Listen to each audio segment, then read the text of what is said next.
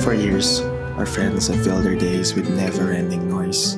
Laughters, love, failures, cries, and pain.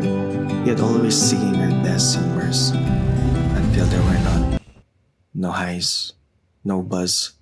Mapapagod ka kakabukas ng messenger pero walang bagong chat sa GC. What happened? Well, 20s happen.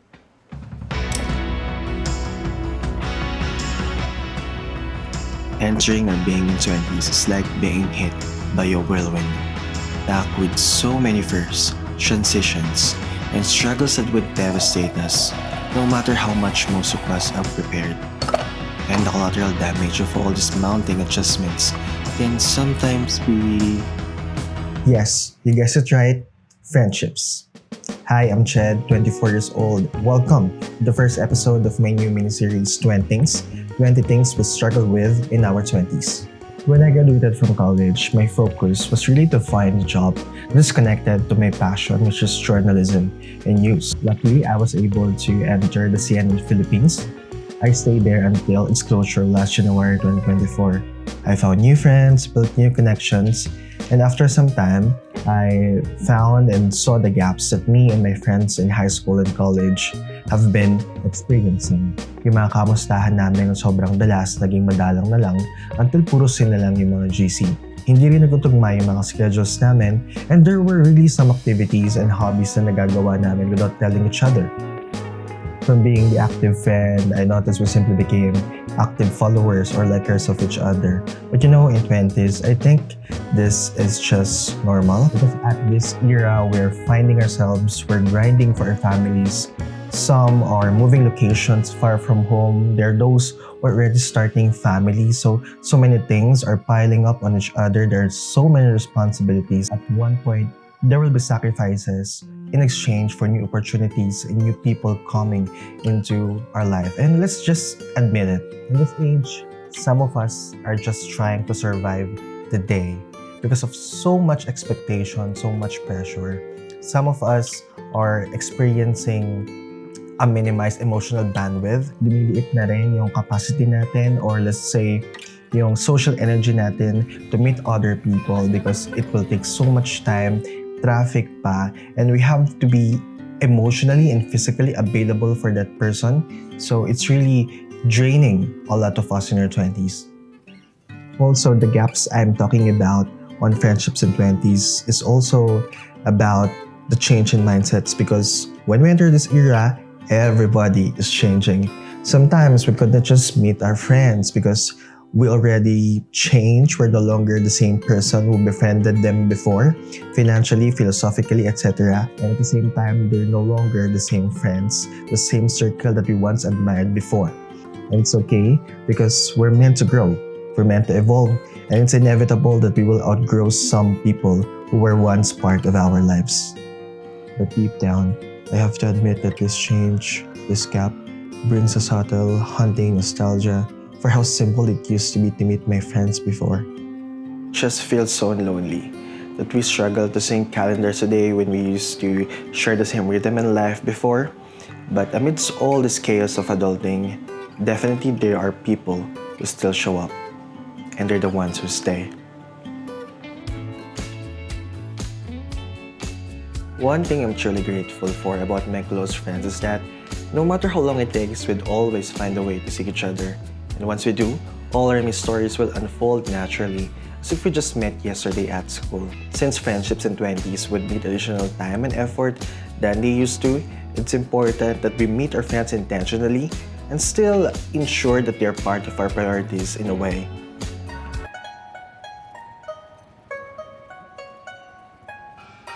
Earlier this year, I went out with my college friends for a trip to Binondo, Chinatown.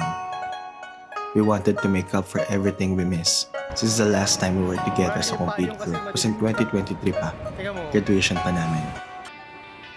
All the way from Bulacan, lumuwas talaga kami pa Maynila. Sinubukan namin yung iba't ibang mga pagkain from different stalls at nakipila habang nagkikwentuhan about life in general.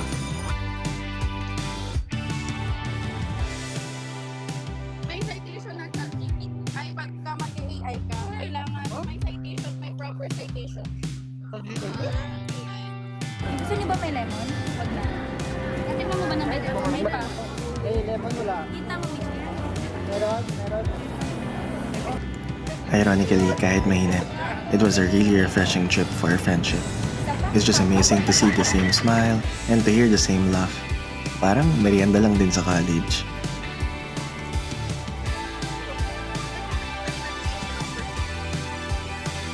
I think the best way to ensure that our friendship circles are still growing with us is making them a part of our present season. There are many seasons in life. There is a season for studying, season for experimenting, season for adventure, and we have a particular own season here in 20s. For me, it's all about seeking peace, seeking silence. I mean, busy schedules and different expectations that this world is imposing to us.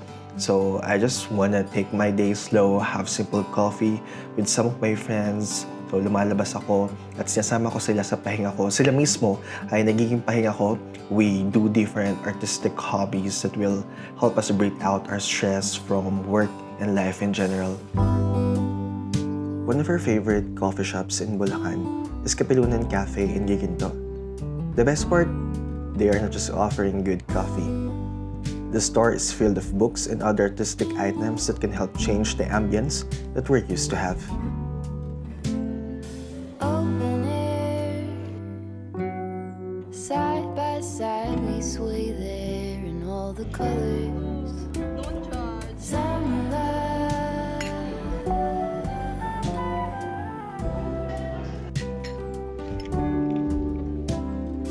lonesome love, folded on the lawn chair in all the colors. Summer love.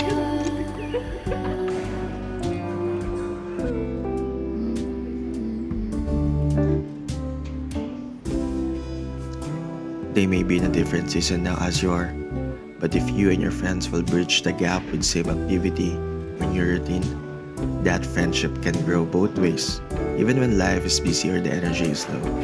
I think that's how adult friendships stay alive.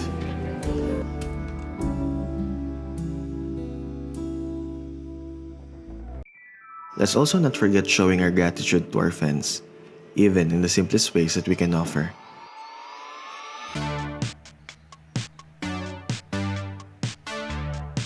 Here, I'm wrapping my gift for some of my friends I had met this afternoon.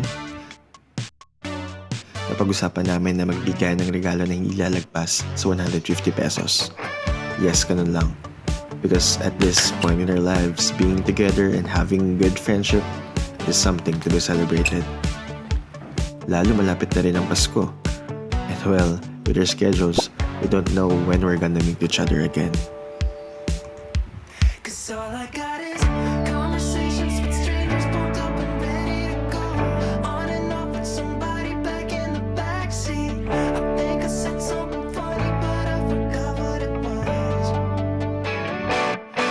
Get it through. Pockets ever we can slip into somebody cold.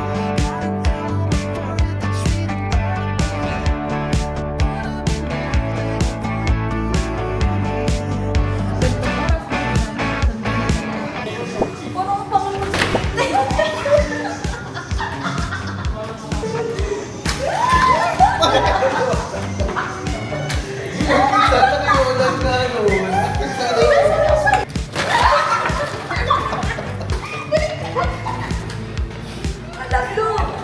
treat it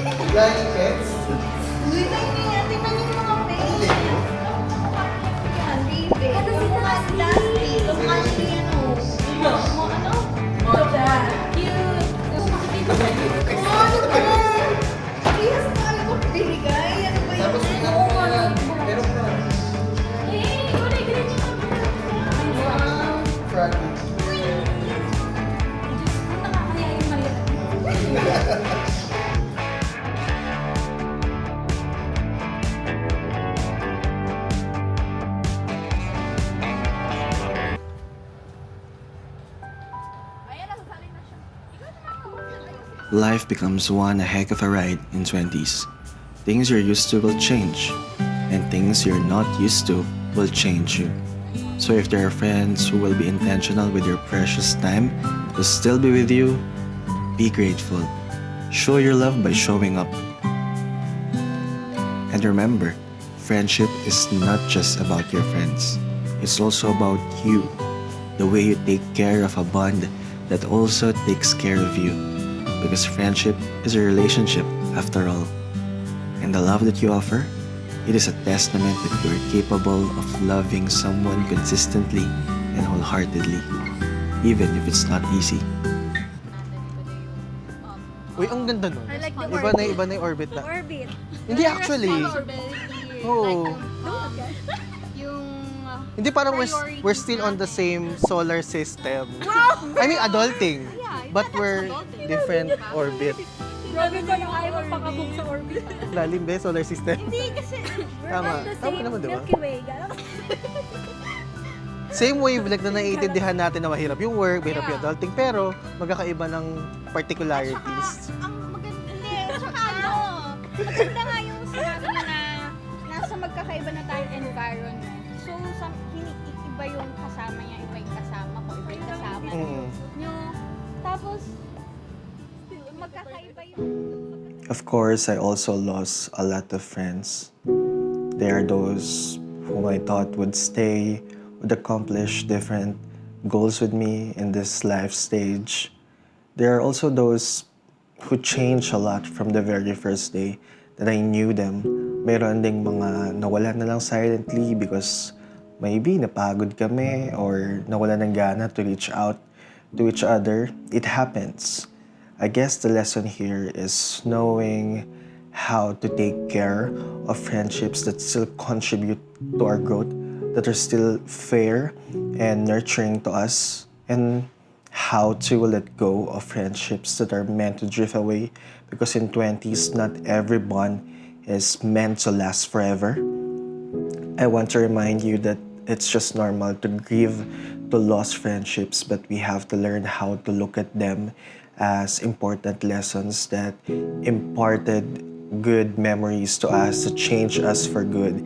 Just like how Elphaba and Glinda separated their ways well in Wicked, and be able to close that chapter so we can go to our different journeys on our own and grow on our own as entirely different people in 20s.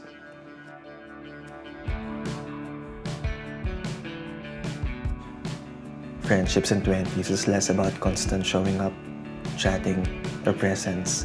It's more about intentional care for people who still chose to stay with us, for fans who are still willing to walk with us in this messy era. In this age, we have to learn how to be okay and how to find warmth on simple text messages between weeks or even months, in brief catch-ups, in interpreting certain gaps and distances as a new form of closeness and not as disconnection. Because those who are meant to stay will stay. Thank you so much for listening and watching. I hope to see you on the next episode of Twenthings. Sincerely, all the love, Ched.